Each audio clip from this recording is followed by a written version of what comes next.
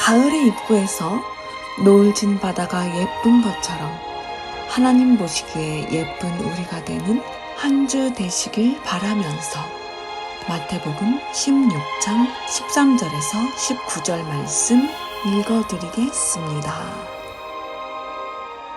예수께서 빌립보 가이사랴 앞 지방에 이르러 제자들에게 물어 이르시되 사람들이 인자를 누구라 하느냐? 이르되 더러는 세례 요한, 더러는 엘리야, 어떤 이는 예레미야나 선지자 중에 하나라 하나이다. 이르시되 너희는 나를 누구라 하느냐? 시몬 베드로가 대답하여 이르되 주는 그리스도시요 살아계신 하나님의 아들이시니이다. 예수께서 대답하여 이르시되 바요나 시몬아 내가 복이 있도다. 이를 내게 알게 한 이는 혈육이 아니요 하늘에 계신 내 아버지시니라. 또 내가 내게 이르노니 너는 베드로라. 내가 이 반석 위에 내 교회를 세우리니 음부의 권세가 이기지 못하리라. 내가 천국 열쇠를 내게 주리니 내가 땅에서 무엇이든지 매면 하늘에서도 매일 것이요 내가 땅에서 무엇이든지 풀면 하늘에서도 풀리리라 하시고. 아멘. 오늘은 내 고생이 무슨 의미가 있나요? 라는 말씀으로 은혜 받도록 하겠습니다.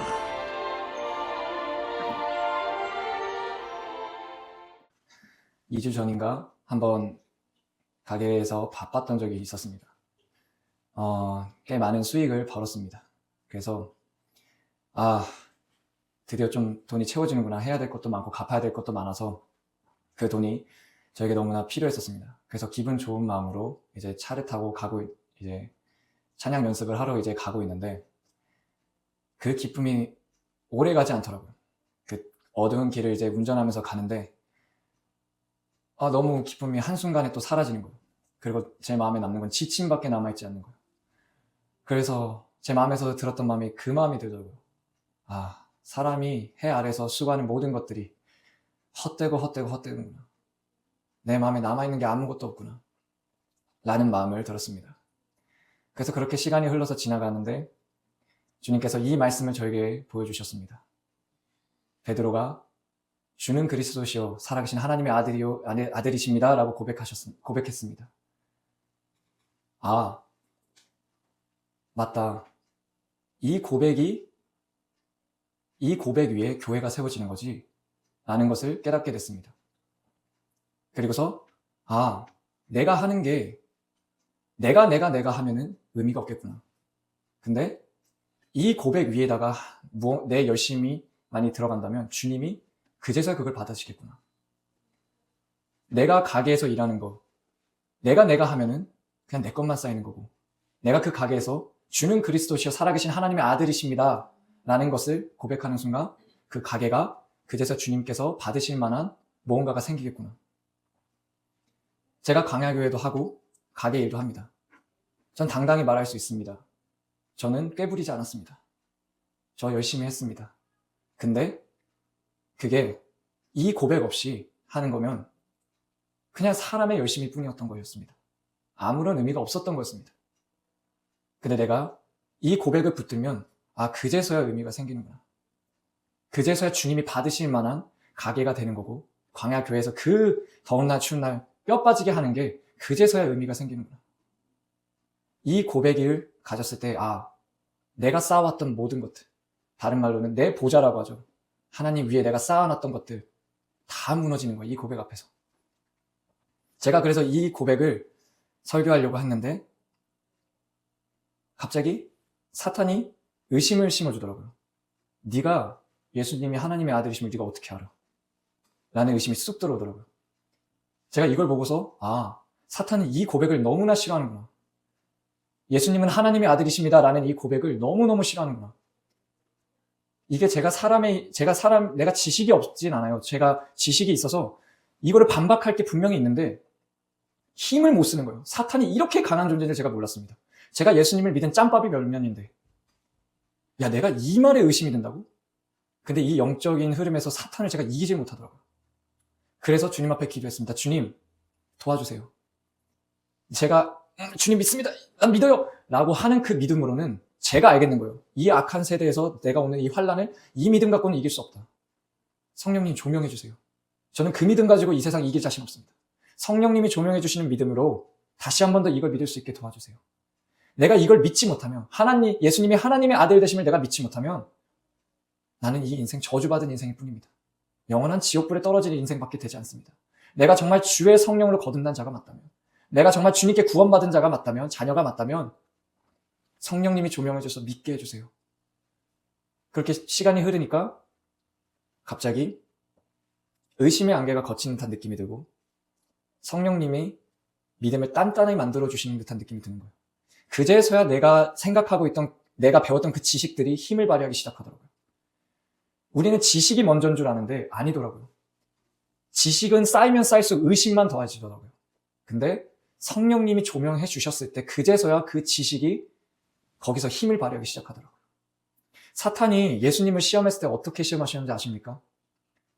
이렇게 말합니다. 사탄이. 네가 하나님의 아들이면 돌들을 명해 떡으로 변하게 해봐. 네가 하나님의 아들이면 높은 곳에서 뛰어내려봐봐. 그럼 천사가 네 발을 붙들어 상하지 않게 할 거야. 네가 하나님의 아들이라면. 예수님한테 그렇게 시험하는 거예요, 사탄이. 그리고 그게 쭉 가서 십자가 앞에서도 그렇게 말합니다. 사람들이 조롱하면서 예수님께 네가 하나님의 아들이면 그 십자가에서 내려와봐. 그리고 네 스스로를 구원해봐. 그럼 우리가 믿을게. 라고 도발을 하는 거예요, 사람들이 조롱하면서.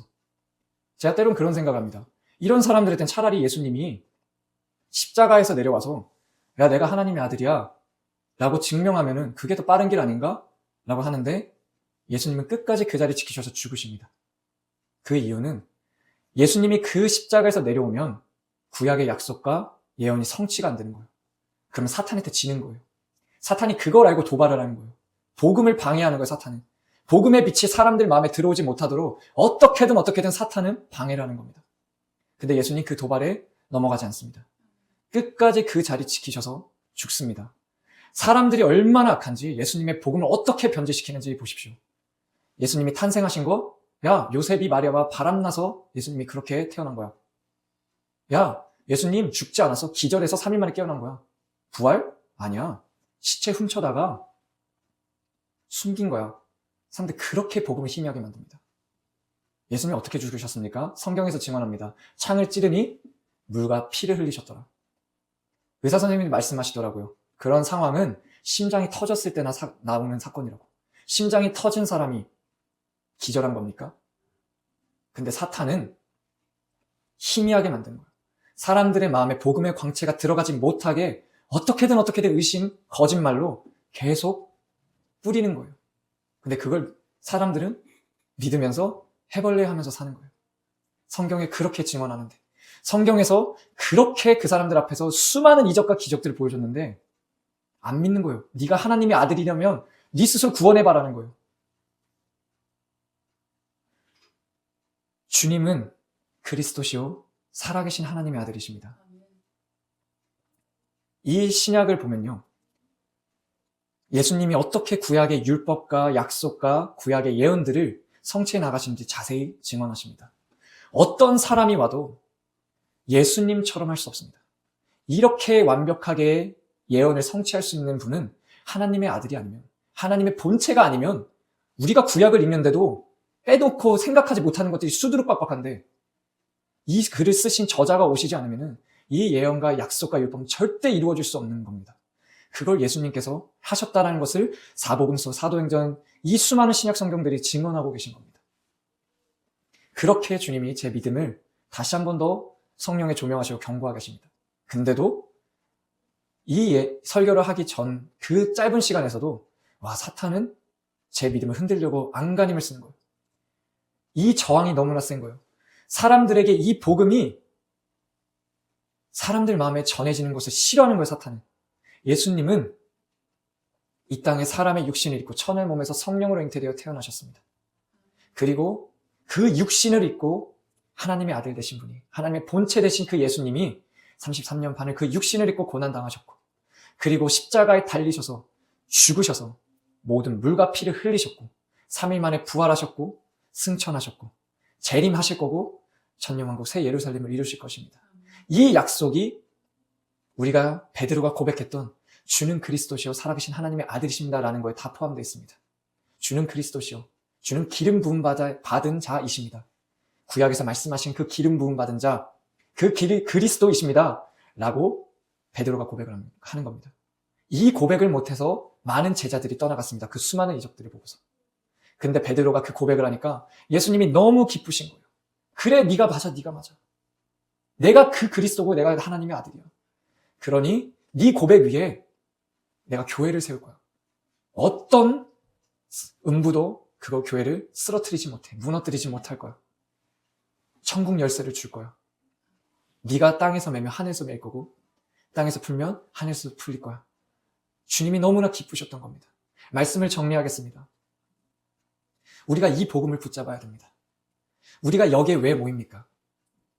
노래 부르려고요? 그냥 정해진 순서에 따라서 그냥 이렇게 흘러가는 대로 그냥 이거 참석하려고 우리 그냥 온 겁니까? 그러면 우리의 예배는 헛될 뿐입니다. 제가 광야교회에서 그저 내 열심을 했던 거나 다름없는 그냥 그런 허무한 예배일 뿐입니다. 그러나 우리가 주는 그리스도시요, 주 예수님은 그리스도시요 살아계신 하나님의 아들이십니다 라는 이 고백을 고백하고 붙들면 우리의 예배는 살아날 것이고 그제서야 주님이 맞아 그거야. 사람이 많고 적은 게 중요한 게 아니라 내가 그 고백 듣고 싶어서 교회 만든 거야. 그렇게 칭찬받는 저와 여러분들이 되었으면 좋겠습니다. 기도하시겠습니다.